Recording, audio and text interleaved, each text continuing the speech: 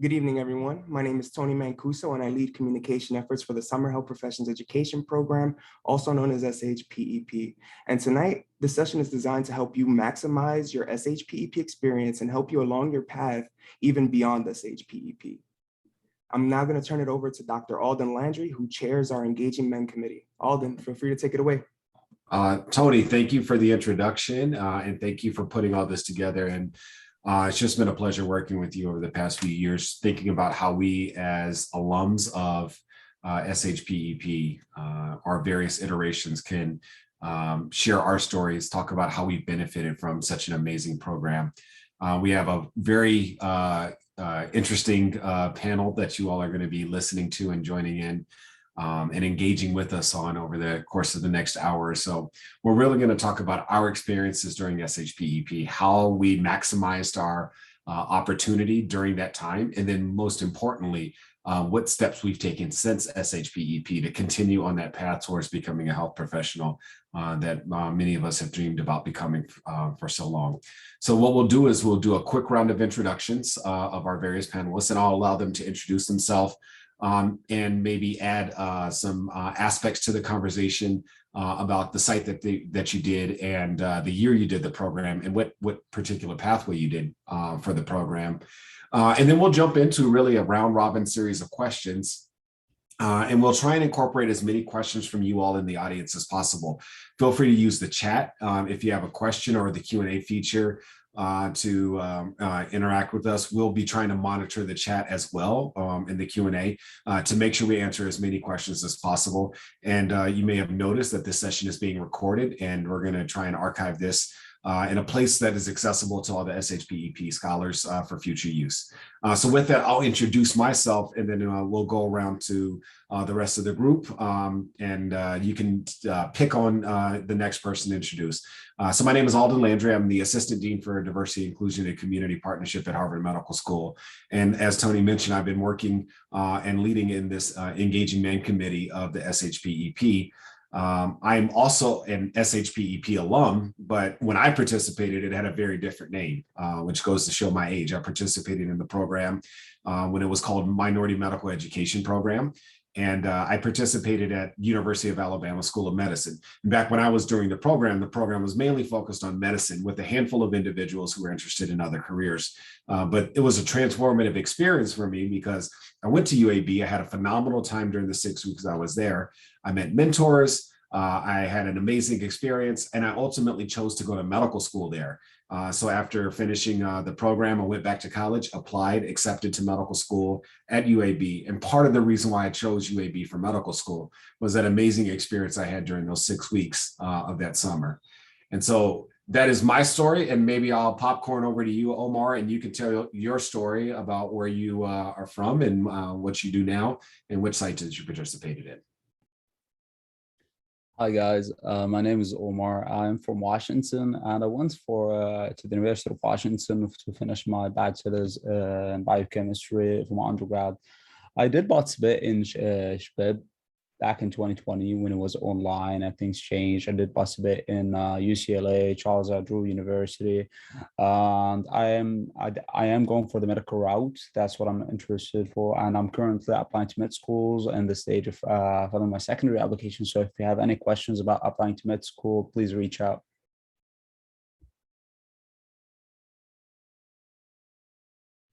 Awesome. Congratulations on everything you've accomplished thus far, and on the application process, good luck. Austin, I'll turn it over to you. Thanks, Dr. Landry. Hi, everyone. My name is Austin Rios, recent alum of the University of Texas at Dallas with a degree in biochemistry. I'm an incoming medical student at UT Southwestern Medical Center in Dallas, Texas, which is where I'm based out of. I'm really excited to talk to you a little bit about our experience and what we've been up to since our program. I participated in SHPEP when it was in person in 2018 at the University of Texas Health Science Center in Houston. Back in 2018, that was 5 or so years ago, but I still remember it fondly, and I remember my friends more than anything, and all the incredible faculty members that were there just to support us. I did something really unique while I was in SHPEP. I actually got a publication out with one of the faculty members that was rounding and speaking to us about public health and health disparities at the time. So that just goes to show some of the incredible things that you can get done while you're in this program. So that's just a little bit about me. Really excited to tackle some of your questions upcoming soon. Alessio? Thank you, Austin. Appreciate it. So hi, everyone. I'm Alessio. I'm from Miami, Florida, and I'm currently a rising senior here at the University of Florida. I attended UF SHPEP back in 2020. So at that point in time, the program was virtual.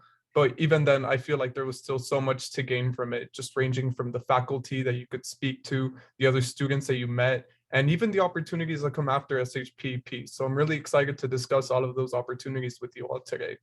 I am planning on taking a gap year, and I'm currently studying for the Mcat. So if you guys happen to have any questions relating to any of those two topics, feel free to reach out. I'll be happy to help. Awesome. And, I just want to say it's great to be here with you, gentlemen. And I think it says a lot, again, about your commitment to a career in the health professions and your willingness to continue to engage with SHPEP to help the next generation to follow in our footsteps. And so to Austin, congratulations on starting medical school. To Alessio, good luck with that gap year. I'm excited to hear about all the things that you do during that time. And again, to Omar, good luck with the secondary process. And hopefully I'll see your application come my way if you're applying to the medical schools up here in the Northeast.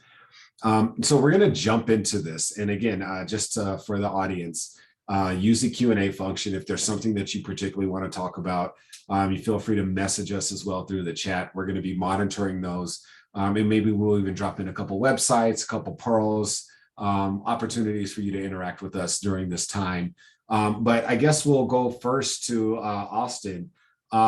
Just talk to us a little bit about the path. Can you tell me what you did when you were thinking about your pathway?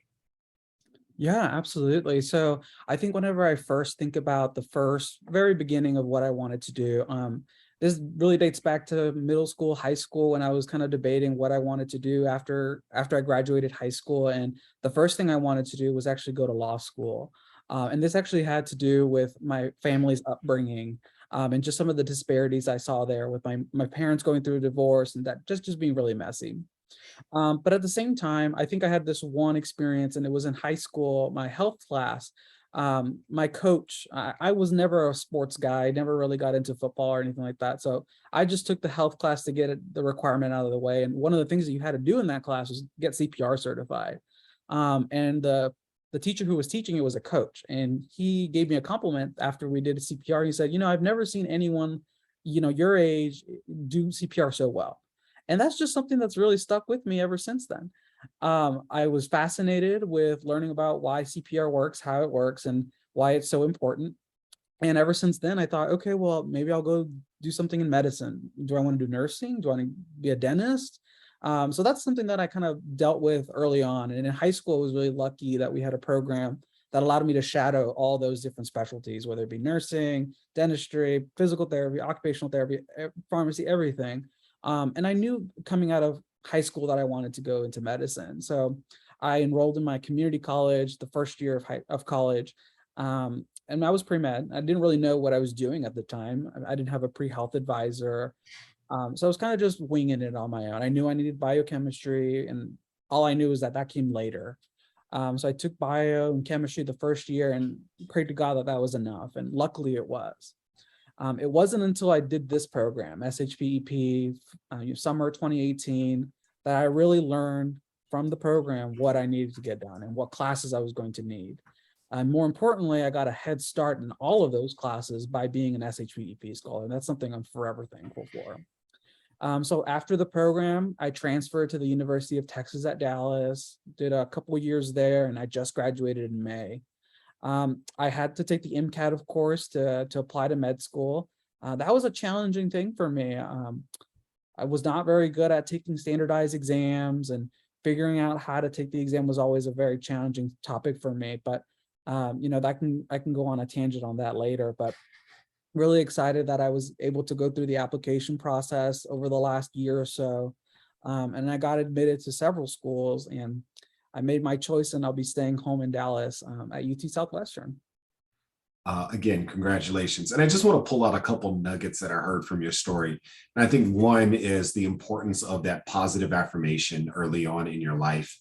And I think for a lot of us, especially for the pre-health advisors who may be listening, or for some of the students, for the pre-health advisors, that positive affirmation goes a long way. So if you have a student, even if they may be struggling or maybe mediocre for now, but they show that they're truly committed, that one person saying, hey, you can do this, and you have a skill set, and you just need to work really hard. That goes a long way for students. And then the second thing I would like to say is the fact that you were a student who went to community college. And we often think in order to get into medical school, you have to go to a fancy undergraduate institution, and you have to have this academic pedigree, so to speak.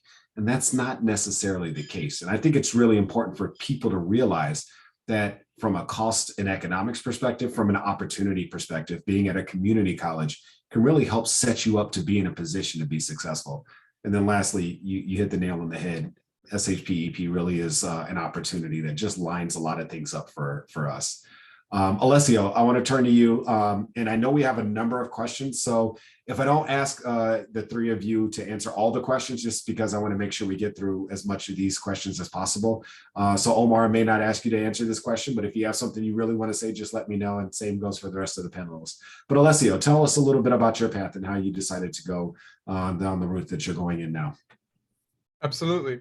So I was born in Paraguay, which is a country in South America. Typically, when I tell people about it, first thing they'll tell me is, oh, well, you're the first person I've met from there, which is an experience that kind of has stayed true to me this entire time.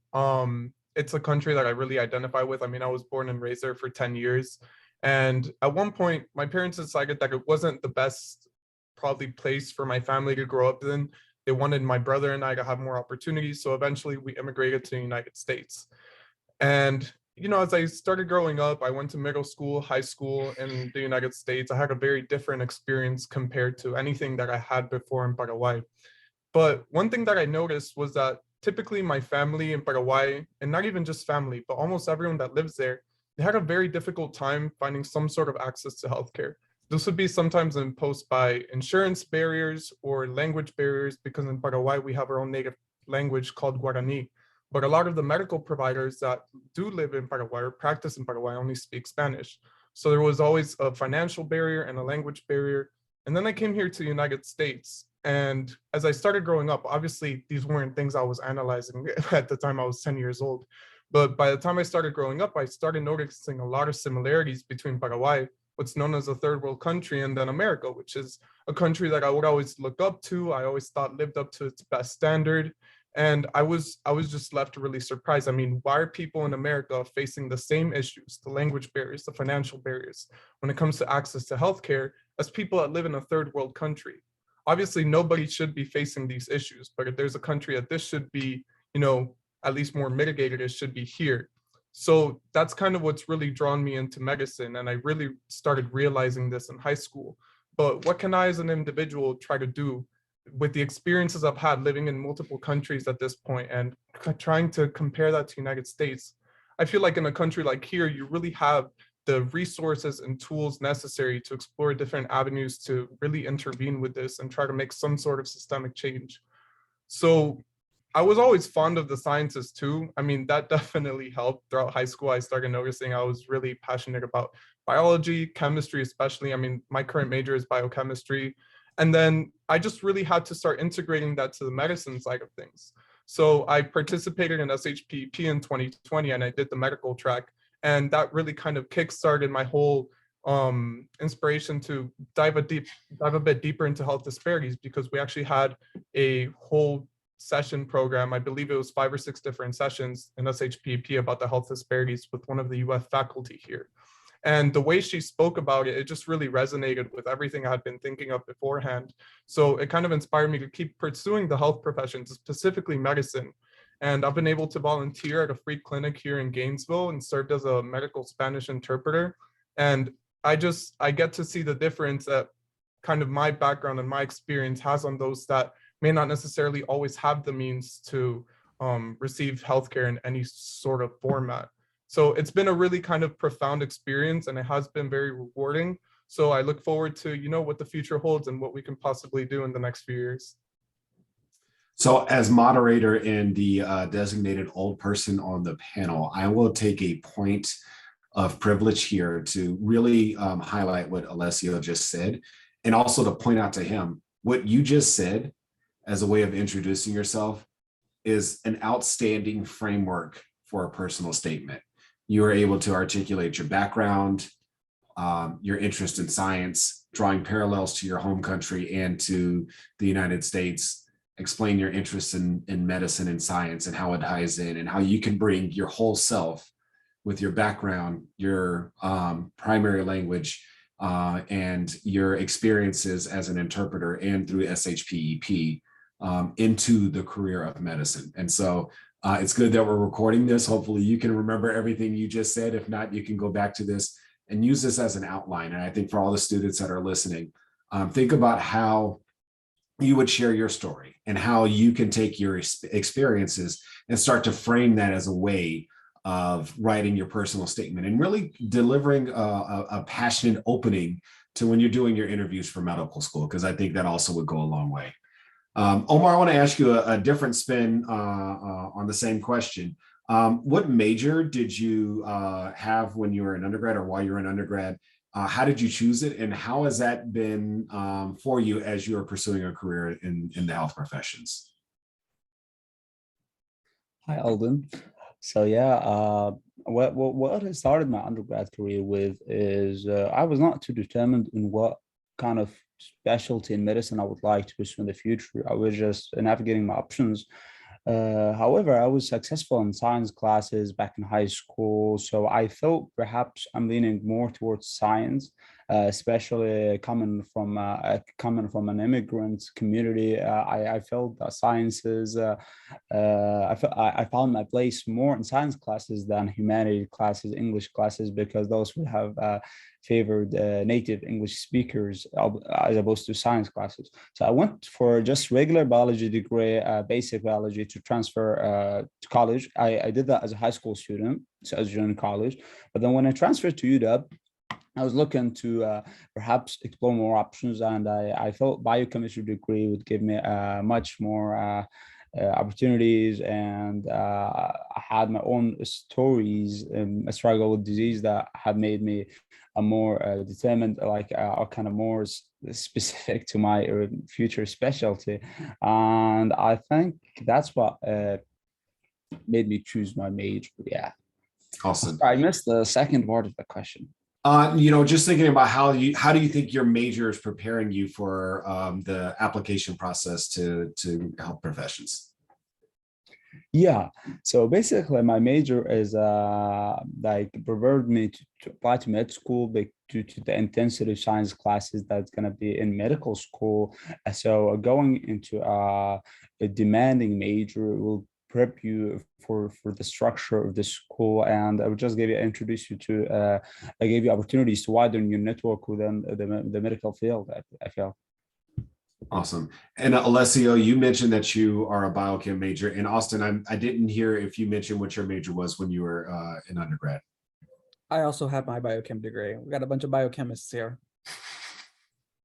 All right. So I'm going to, again, take a point of personal privilege because I know a lot of students are joining SHPEP, and you have an interest in the career in the health professions, and you've already tried to designate yourself as pre-med or pre-dental or pre-optometry or whatever your interest may be, or you're maybe a nursing major in undergrad. But the reality is, if you're going to apply to a graduate school for medical education for your next step in your career in the health professions, you actually don't have to be a science major. And some of the best doctors that I know were liberal arts majors. Some of them were poli-sci majors coming from different backgrounds, whether it be engineering.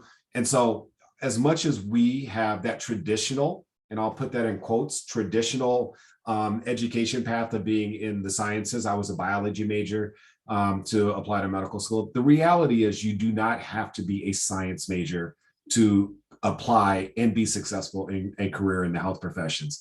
And so for all of you who are out there who are listening, and you may be undecided as your major, or you may not be a science major, don't be discouraged. There are prerequisites that you have to take, obviously. There are things that you have to do to make yourself a competitive applicant, and also to do well on the Mcat or the DAT or any of these other exams that you may have to take. But you can do that with another major as your background as well. So just to give that piece of information, hopefully a piece of encouragement, and not to dissuade anybody who is still interested in a career in the health professions to say, oh man, I'm not a science major, I'm in trouble. So I guess next question, and this is, I would love to hear from all of you about this, so maybe we can try and keep these answers brief. You got this 6-week experience with SHPEP. You got a lot that you want to try and accomplish. Some of it's virtual, some of it's in person for you. How do you make the most of that experience? How do you take advantage of those 6 weeks so that when you walk in on day one, you're a different person than you are on whatever 6 times 7 is. So 42, day 42 when you're walking out of the program. So I'll go to you, Alessio, first. How do you take advantage of this program? So one of the first things that I would say to anyone that's coming into an SHPEP program is try to keep an open mind. Just because you go into the program thinking that you want to be on the medical track doesn't mean you should kind of stray away yourself from the dental track or the veterinary track or even the physician assistant track. All of these are kind of options you should look at and try to investigate as much as possible. Just because you go in thinking you want to do medicine doesn't mean that's what you'll be doing 5 years down the line. So I personally, that wasn't the experience for myself, but I have a couple of friends that did go into the program thinking they wanted to do veterinary medicine, but then they ended up coming out thinking they wanted to do physician assistant sciences. So definitely try to keep an open mind and network as much as possible, because it's such a great experience to learn about not just one health profession, but all of the different health professions. Awesome. Omar, take it away. How do you take advantage of this program? Yeah, I think to take advantage of this program first is you have to step in with determined goals, like what you want to take away from the program.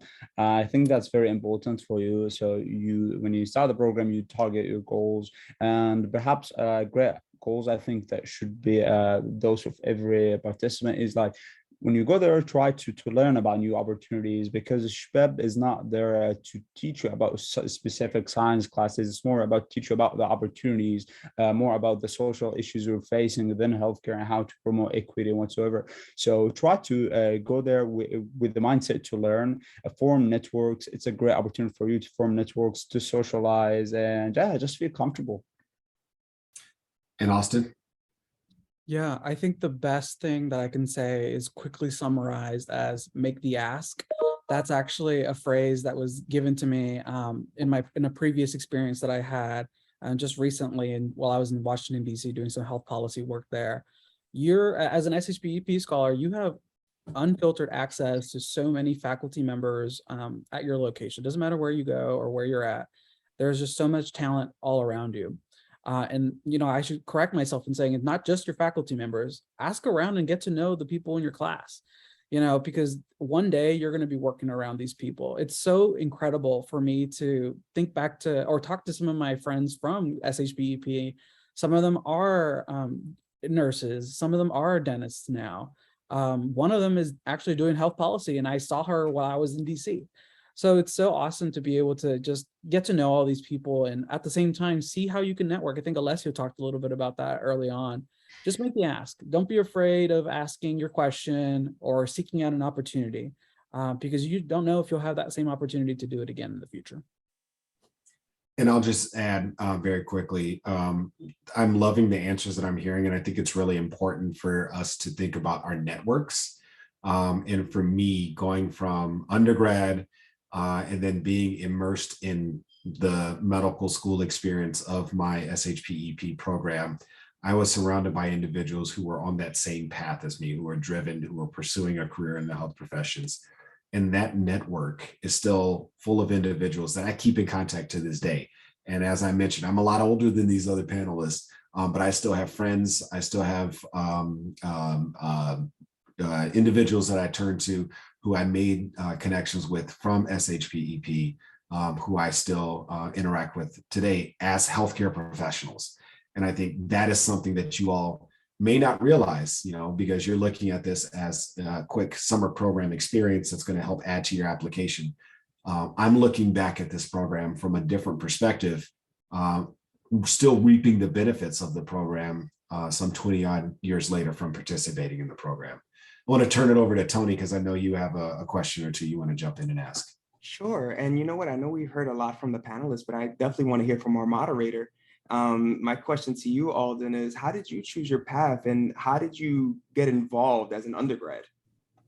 That's a great question. So I am a product of an HBCU. I went to Prairie View A&M University. And so shout out to any of those who are HBCU students. I would say number one, when it comes to my comments about HBCUs is much like those students who started off at community colleges, there's often a sort of a thought that HBCUs are subpar, and I can tell you that they're not. And there's plenty of people that I work with on a regular basis here at Harvard who have an HBCU background as a part of their experience. And I would like to say that I'm here not in spite of, but I'm here because of my HBCU experience. So all of the things that have come together as part of my pathway from participating in SHPEP, going to Prairie View A&M University, doing other programs, have led to me being in this position. I was a biology major, as I mentioned earlier, so also a science major.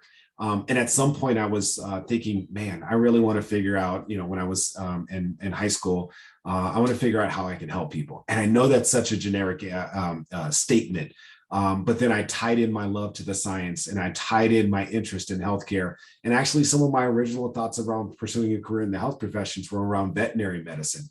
But then I had a family member, my grandmother, who was a nurse, and she encouraged me to consider being a doctor. And much like what what Austin said earlier, he had his teacher who was also a coach who encouraged him to think about a career in the health professions. I had my grandmother who was a nurse to telling me that I should be a doctor. And so that was that positive encouragement that I got. And then when I got to Prairie View A&M, I had a lot of individuals who sold into my life and encouraged me to pursue a career in the health professions. And I had great professors. And I know some of you may be shocked to hear this. I got along and loved my professors and built mentor relationships with my professors as I was going through this process of pursuing a career in the health professions. And they were the ones that were advocating for me just as much as my pre-health advisors and other individuals. And then, of course, the SHPEP program was really a cornerstone of my development that allowed me to be in the position that I'm in today. So I am a compilation of experiences, and I'm definitely here because of great mentors along the way. And then, as we've all mentioned, I have a squad or a team of individuals who look like me, similar backgrounds as me, similar lived experiences as me, who are now in the health professions. But we all started at either that HBCU or at SHPEP, and we still have our relationships going on today. Alden, I think what you said is amazing because, we all need mentors. I think, that cannot be overstated. When I know me personally, just me having a mentor, somebody I can speak to, somebody that I can trust, but somebody who's pushing me to be better is always great. And I think that segues into our next question, which I'll toss over to Alessio. Alessio, tell us a little bit about your mentor. Do you have one? How did you seek mentorship? So one of the things that I actually took away from SHPP that's more academics related is that I really, really like the field of anatomy. So after SHPP, I ended up taking an anatomy course here at UF. And I remember my professor, she's like one of those very type A personalities that's very excited about everything, just wants to wake up everyone in the class. So she did make the course really enjoyable. And I ended up I asked to TA for her, and she ended up accepting me onto her UGTA team. And honestly, I've been able to sit down with her and have conversations not just about anatomy, obviously, but about our lives, because she's someone that also happens to be very, very passionate about health disparities. And even when it comes to her classes, her teaching teams, she always tries to make them as diverse as possible. And she tries to kind of pass the baton on to her students, right? Try to get that message across to them. So she's inspired me in a lot of ways. She has presented me with a lot of opportunities here on campus. And it's just that kind of one-on-one relationship that you have going on where you know, it's like you don't only have stuff to gain from your mentor can always sometimes even gain some knowledge from you. Because I remember I told her about SHPEP and I asked her if I could send a message about the program out to everyone in the class. She never knew about the program, and she was extremely happy when I told her about this opportunity for minority students that may not necessarily have the resources to, you know, practice health professions. So it's just a two-way kind of relationship that everyone has something to gain, and when it's longitudinal, it's even better.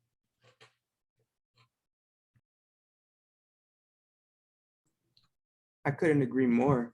You know, and talking about relationship building, as I'm just thinking out loud, I know we have pre-health advisors on the line who many are mentors to a lot of their advisees. I'm curious, you know, and I want to ask the panel in general, you know, tell us a little bit about your relationship with your pre-health advisor. How did you help them? How did you work with them? And Alden, I want you to attack it from a different aspect, from an admission standpoint. What advice would you give pre-health advisors when, you know, advising underrepresented advisees? So since you asked me the harder question, I'll try and tackle that. You know, I think there's a couple of points to this. From someone who has been both a pre-med student with good advising, and then being a part of an organization that I have founded called the Tour for Diversity in Medicine, where we meet so many individuals who may have some lackluster advising during their time as college students and pursuing careers in medicine. I guess the first thing I would say to all the pre-health advisors who are joining us is don't be a gatekeeper, you know, and just recognize that every student's path is not going to meet a timeline and a checklist that you would think the traditional student should be meeting. And I think for a lot of students, and this is a comment that I was actually trying to answer while Alessio was giving his last answer, is, you know, a lot of students, especially coming from, you know, schools that were underperforming high schools, may not actually know how to study. And that transition going from high school to college is going to be bumpy. And that weak performance as a freshman or a sophomore doesn't dictate that that individual is not going to be successful in pursuing a career in the health professions. It just means that they may need more time, attention, and detail, and they may need more of an individualized plan to move on and be successful, as opposed to giving them a template and saying, if you stick to this, you will be successful. I'd say the second thing is, one of the things is we always try and shoehorn individuals to fit into this box of what we think an ideal pre-medical student is. And I can tell you, being on the other side and being as a medical student, and then also being someone who educates medical students, it's really important for individuals to be able to bring their whole self to medical school and the unique attributes that they have that it's gotten to where they are to be successful. And so I would encourage you as pre-health advisors is not tell students not to shave off some of those unique aspects of themselves, but to actually embrace those aspects and figure out, how do you take that uniqueness of that individual and spin it into someone who is going to be a strong applicant for medical school, but most importantly, a strong healthcare provider for whether it's a community or just overall the practice of medicine or the health professions. And so uniqueness is a pro, and we oftentimes try and hide that uniqueness because we want to conform to what we think medical students should and could look like. So pre-health advisors help those students by launching their dreams, as opposed to being a gatekeeper and preventing them from growing, even if you know, they may have had a bumpy road at the beginning. I think it's really cool that we have some pre-health advisors on with us today. And I think to best showcase what Dr. Landry was talking about, I'd love to share my experience with my pre-health advisor. I mentioned that I went to a community college my first year of undergrad, and I didn't have a pre-health advisor then. So for that first year, it really was kind of on my own, relying on what I could find online, whether it be Reddit, SDN, any other website like that. And I know historically it's easy to be dismissive of those kind of sites, but I think we should also look at it from an equitable standpoint and realize some students might only have that. Some students may only feel comfortable reaching out and finding help in that way. So I think in one way, it can be a little overwhelming for some students to find help there. Granted that it's, a community within a community, some students just helping each other out there. But I'm very thankful that I had that resource early on, because if I didn't know what classes to take in my first year without an advisor, I would be maybe a few semesters behind, a year behind of what I wanted to see for my own plan. But that being said, after a really great summer at SHPEP, I was very fortunate that when I came to UT Dallas, and I love sharing the story about my advisor, Dr. Karen D'Olivares. She kind of saw that I was kind of a diamond in the rough, if you will. Didn't really know what I was doing for a little bit. But she really helped me. She was there to support me. She listened to my story. She figured out where I was and got to my level, if I could really simplify it. Got to my level and explained things to me in a way that I could really understand and move forward, more importantly. To put it really in short, she and I just had developed this really great relationship where if I had some kind of news that I wanted to share with her, she was always there. If she had an opportunity that she wanted to share with me, she would share it with me and of course all the other students.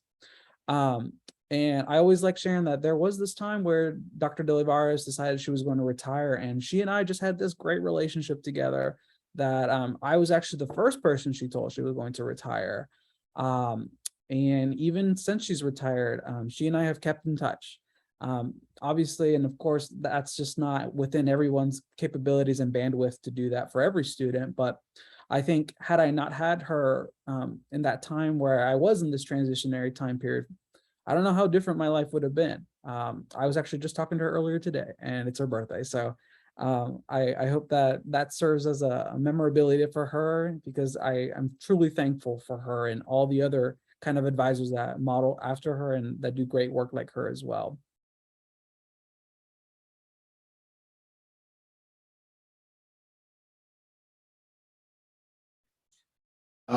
Tony, I don't know if you had another question ready, but I would love to jump in here and sort of take it to that next step. So I know that we've talked about gap years, and I know that's a question that students often think about. And I think it's a good segue for a lot of us because, again, the traditional timeline for getting into medical school is you do 4 years of college and then you apply to medical school during that senior year after taking the Mcat, and then you roll right into medical school. And just so you know, that traditional path is actually kind of non-traditional because I can say that the average starting age for medical school is about 25. And so if you think the average person graduates from college at 22 or 23, there is inevitably some gap year or gap seasons built into that. And so, Alessio, you mentioned a gap year was in your future.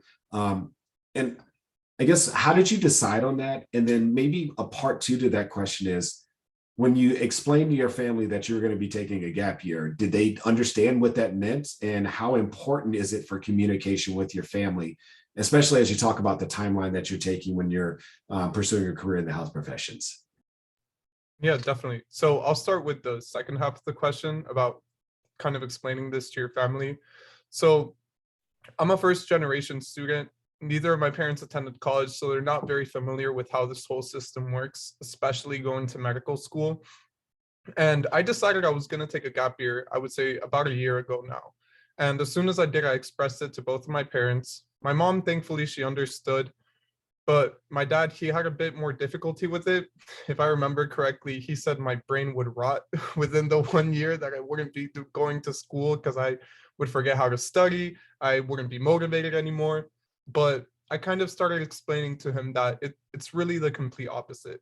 People can take gap years for a million different reasons, whether it be wanting to gain more experience, traveling, or taking the time to make sure that medicine is really something you want to do before you fully commit yourself to going to medical school. I mean, if you're a student that has to take out loans to go to medical school, then you're kind of locked in. You're going to have to figure out a way to pay those loans.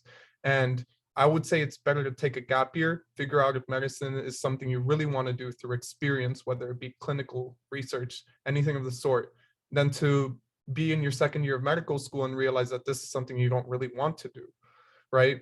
So then there's also the added benefit that you have a time off college. You just graduated and you're a fully fledged adult at this point. You can have a job, you can have your own home. And the advice I give people is use this time to learn basic life skills. Learn how to cook yourself a decent meals, because you might not always have the time or knowledge to do that in medical school. Get into a habit of going to the gym, right? For me, going to the gym is always something that's extremely therapeutic. And, it's only beneficial for your health if you're going, and especially if you're going to practice medicine, it's a good outlet for taking out stress. So also travel, if you have the means to do so, try to travel, take some time off. It doesn't always have to be purely academic or related to medical school. So take this time to really get to know yourself, especially in outside of an academic environment. I mean, it was the elementary school, then middle school, then high school and college.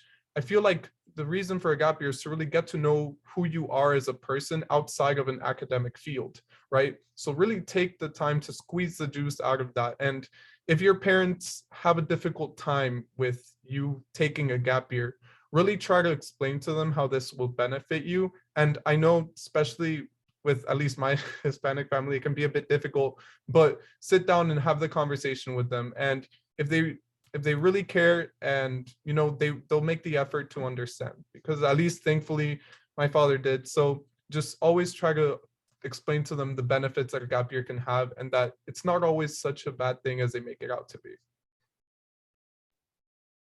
That's an awesome answer. And the reason why I added that second part is because I think it's really important that we talk about communication with our families, so they can know how to be supportive.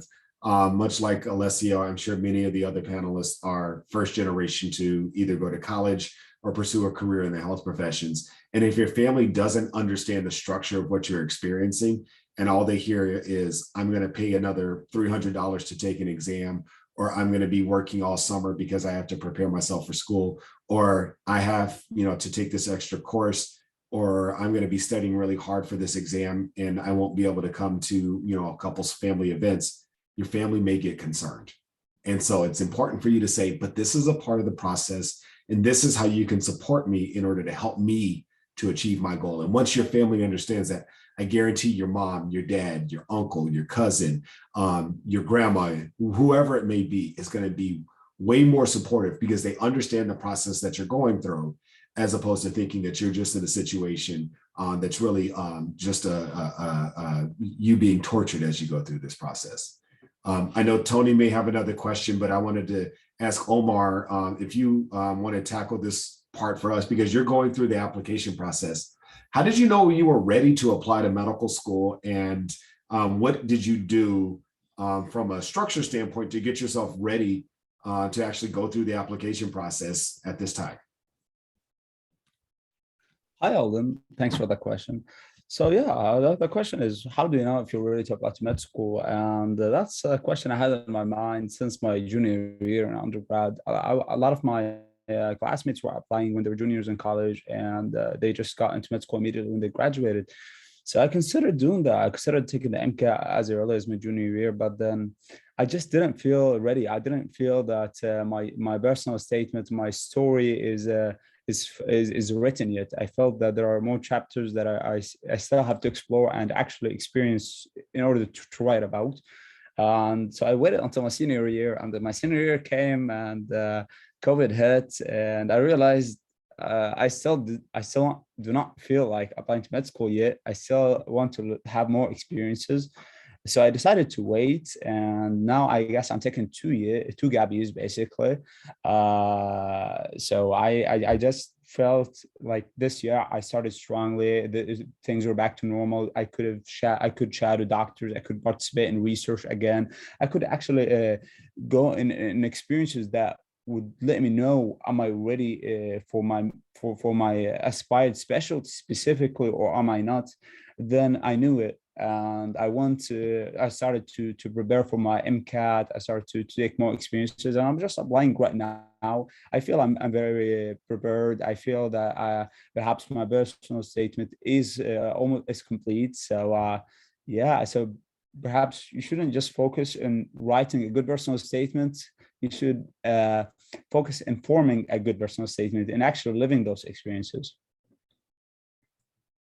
You know what? I feel that's a really great point, Omar. And, I like the fact that you mentioned MCAT, because, I think that's a deterrent for many students who do apply to medical school.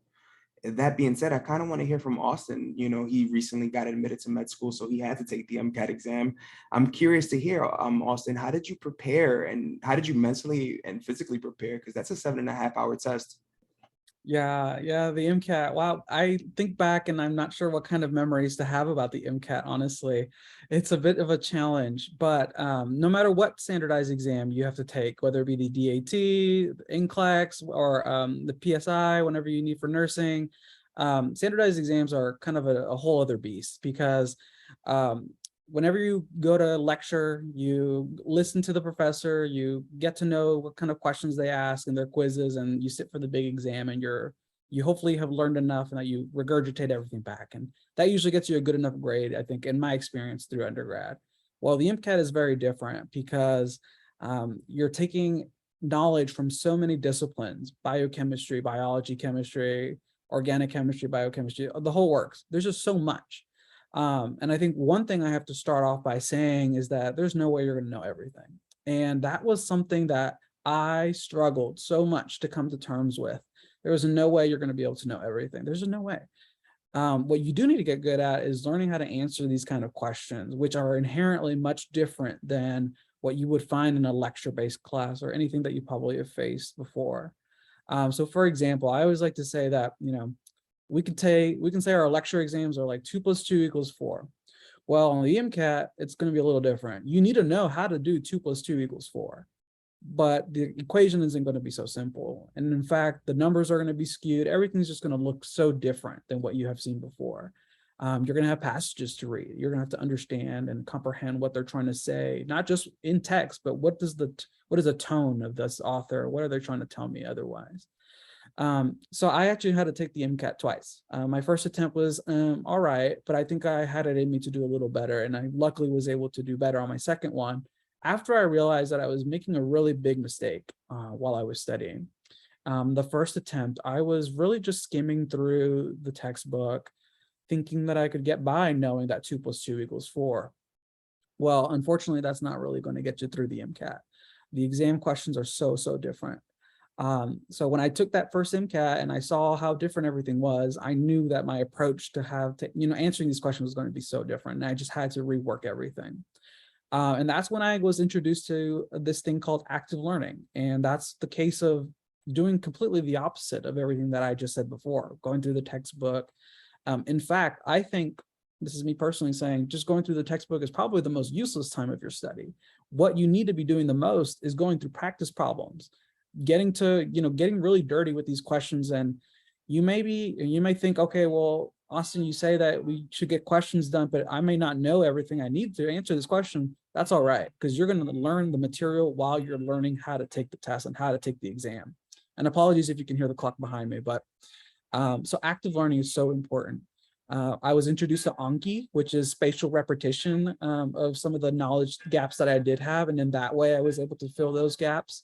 And I saw a huge difference. There was such a big difference that I saw in my first attempt and my second attempt when I implemented that strategy.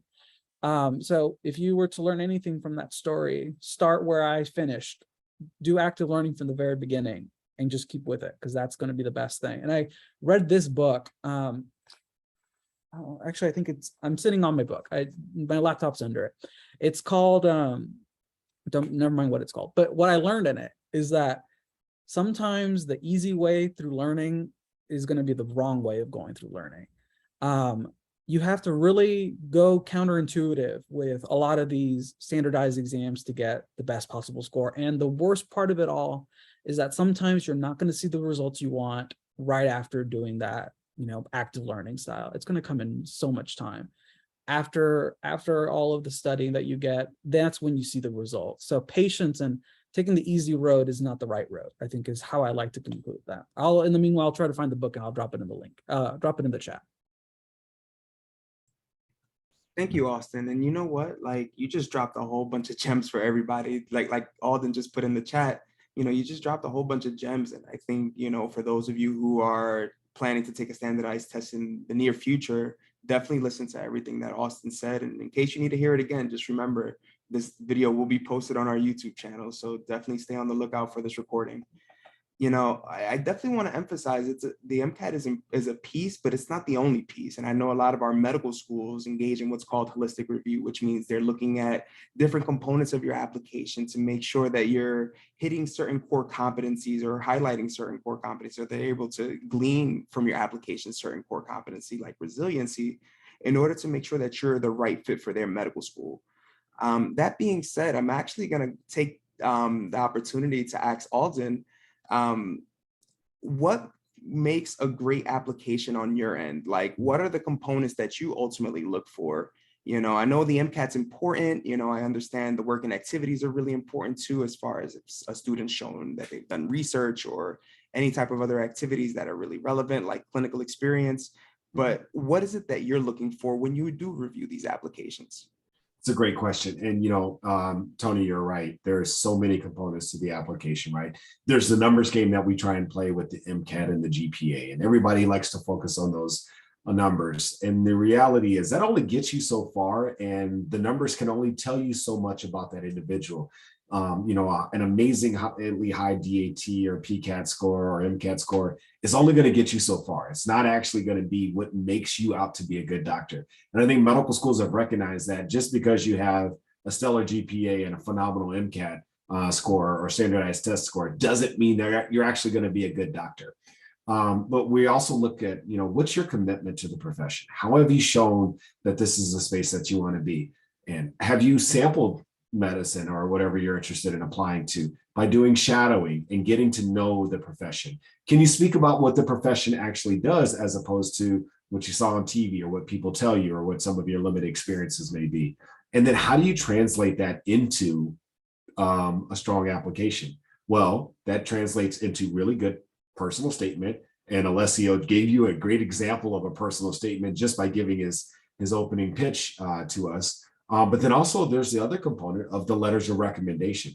And for me, letters of recommendation really can speak volumes about an applicant and their potential in doing well in medical school, then also being a high quality health professional. In so much that letters of recommendation can really help shape the narrative around you and who you are and why medicine or whatever health profession you're pursuing is the right fit.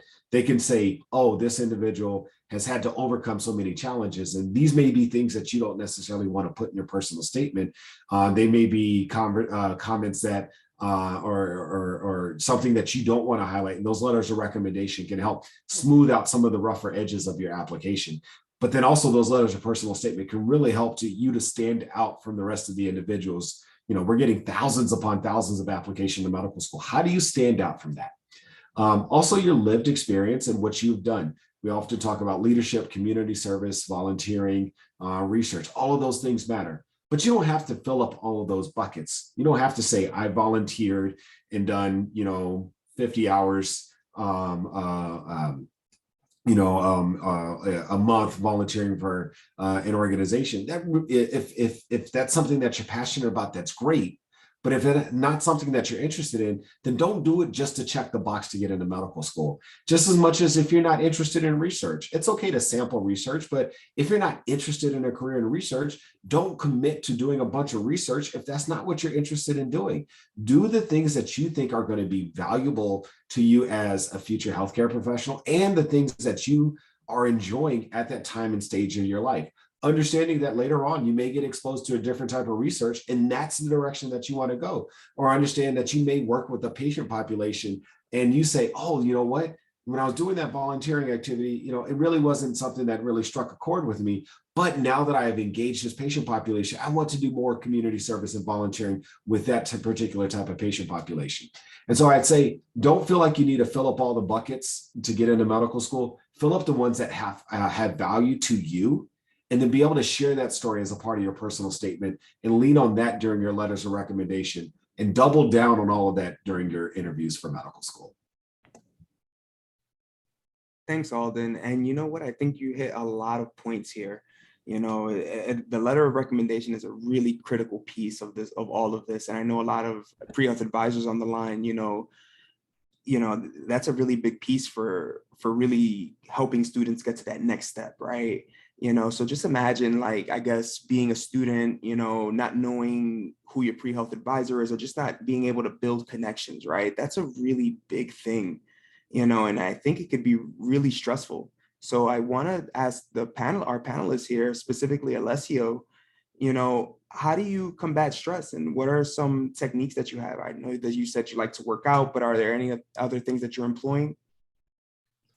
Yeah, thank you, Tony. So your hobbies are going to be one of your main outlets to de-stress. For me, that's the gym, that's engaging myself in music. It can also be volunteering, going out with friends. Do things that feel rewarding to you. Because if you're just sitting down in front of a book all day, that can cause you a lot of stress. And it may not necessarily be very rewarding emotionally. So just do things that you genuinely enjoy doing. Again, your hobbies. It ultimately, I can't tell you what your hobbies are. You have to find those yourself. But really focus on those things that you enjoy doing. And if you ever do feel very stressed, reach out to your support network, right? Your friends, your family. Speak to them about how you're feeling. Try to have an honest conversation, because really sometimes just venting out those feelings can help with stress. And I saw that there was a question in the Q&A box about imposter syndrome. And that's typically something that can cause a lot of stress, especially in the pre-health community.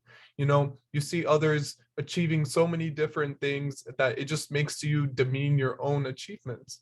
You should definitely not do that. And sometimes you really just have to sit down and reflect on how far you've come, and really try not to compare yourself to others. I know it's very easy to say that, don't compare yourself to others, but truly focus on what you've done and think of how far you've come and all you've achieved, and really focus on that. And then that can also even help de-stress you, because I myself know how stressful imposter syndrome can be. So really, again, to summarize, focus on your hobbies, spend some time with your loved ones, your support group, reach out to them if needed, and try to focus on all of the things that you have done so far and all the potential you have to achieve more things in the future. Thank you, Alessio. And you know what? I couldn't stress that even more. Having a great support system is pivotal to student success. And even then on, right? Just in your general life, you definitely want to have a great support system. And, I like to think personally that SHPEP is a little bit more than just a 6-week program. We have over 30,000 alumni, a huge alumni base that are always willing to help one another. That being said, I know Omar had a question that he'd like to ask Dr. Landry, so I definitely want to turn it over to him. Hi, Tony. Thank you. Then, Dr. Landry, I had a question. I was curious to know what drove you to choose your major, your specialty, and was it the same specialty you desired in your pre-medical years? Was it the same specialty you had in mind when you aspired to first become a doctor before entering the pre-medical route? So, what was a definitive moment you knew that this was my specialty? Okay, that's a phenomenal question, and thank you for asking me that. As I mentioned earlier, I actually thought I was going to be a veterinarian, and the backdrop is I'm a country boy from East Texas, and both of my grandfathers actually raised cattle. And one of my grandfathers said to me, well, the smartest doctors are veterinarians because they can care for their patients without being able to speak to them. And, anytime your grandpa says something, it's gold. And so I was going to be a veterinarian because my grandpa told me that they were the smartest doctors. At some point, I made that transition, as I mentioned, with my grandmother influencing me because of her medical background and as a nurse. And I got to college and I said, I want to go to medical school. And I really committed to that. But then a couple things happened. So I came in and I was thinking I'm going to be a surgeon, or I'm going to be, vascular surgeon, orthopedic surgeon, trauma surgeon, something along those lines. But my one of my first experiences in medicine, shadowing a physician, was actually during SHPEP. And I know you get a small amount of shadowing with SHPEP, but this first shadowing experience was so transformative to me. And it was with an emergency medicine physician. And I was hanging out in the emergency department for a half a shift. And I said, what is this glorious chaos that I am a part of? And it was something that completely opened my eyes to a specialty I knew nothing about. Then I got into medical school, and I still had that emphasis on becoming some type of surgeon. And then I got to my part of my career in medical school where I was doing my clinical rotations, and I found that I liked a lot of things, but I didn't love them. And the one thing that I actually loved was the chaos that was the emergency department. I liked when we were admitting the asthmatic patients on my pediatric rotation. I like when we were taking care of the stroke patients on my neurology rotation. I like that we were caring for the trauma patients in the emergency department as opposed to their long-term care on the trauma service. And so all of these things pointed me to the direction that maybe emergency medicine was the right specialty for me. Plus, something we've talked about a lot during the course of this is I had mentors in emergency medicine who helped me to understand what it took to be a good emergency doctor, what skills I needed to hone in on while I was in medical school, and then also how to be successful in the application process to and through an emergency medicine residency. And so I think it was that early exposure. It was the opportunity to see and grow. And there was also opportunities with mentorships that really helped me to be in the position that I am now. Thank you for that, Alden. And I think your story really highlights the fact that you don't need to know your specialty right now, right? I think, when you're in medical school and then on in residency, you'll be able to really, explore different specialties and figure out which is the right fit for you. I definitely, for the last question, that was our last question, but before we close out, I definitely wanted to ask each of the panelists if they had anything they wanted to plug or shout out. I know Austin said he wanted to share something, but I definitely want to give the opportunity to our panelists to share a few resources. Yeah, well, guys, it's been such a pleasure to be able to sit and chat a little bit with you guys today. I'm so excited for each of your own journeys that are about to forge after this. I did want to plug, we didn't get to talk about, applying to med school and onward very much today. But for any student or advisor who's still on the line and has students getting ready to apply, I will be sitting on the Latino Medical Student Association panel for talking about how do I do a web-based interview, especially considering that med school cycle is still virtual, it seems, for this upcoming year. So I'll be sitting on a panel there. I heard sometime in the middle of September, around September 17th. So be on the lookout for that. I'd love to see some of you guys there and field some questions there about that. But otherwise, very good luck to you guys. Enjoy the rest of your summer. Take advantage of everything that has been provided to you. Ask questions. And remember, I think this is the best thing I've ever heard in the last 5 years of me being an undergrad is to make the ask. Go out there and just do it. Find a way to do it if they say no. Alden, I think this would be a great time for you to plug the Tour for Diversity. And I'm sorry if I cut you off, Alessio. Yes. So before I plug Tour for Diversity, I actually want to just give a big thank you to you, Tony, for pulling this together and really being the catalyst for a lot of the great things that we're trying to do to support the young men who are scholars with SHPEP. And I think it's a testament to your commitment to your work that even after business hours, you're here on this panel moderating and you pulled this all together. And we're coming at this from alums of SHPEP, but you are someone coming from the National Program Office who's committed to this space and going above and beyond. And so I just want to say thank you to you for pulling this together, and kudos to everything that you've done to support the scholars, from encouraging people to apply, getting them into the program, and then helping them after the program. Yes, I do want to make a personal plug. Tour for Diversity in Medicine. I dropped the handle in the chat. Be sure to check us out. We do webinars. We've partnered with SHPEP on doing our virtual Tour for Diversity. We have videos that are up. We post snippets on Instagram. We have all kinds of great information that comes out about scholarships and other opportunities that we post on Twitter, Facebook, and Instagram.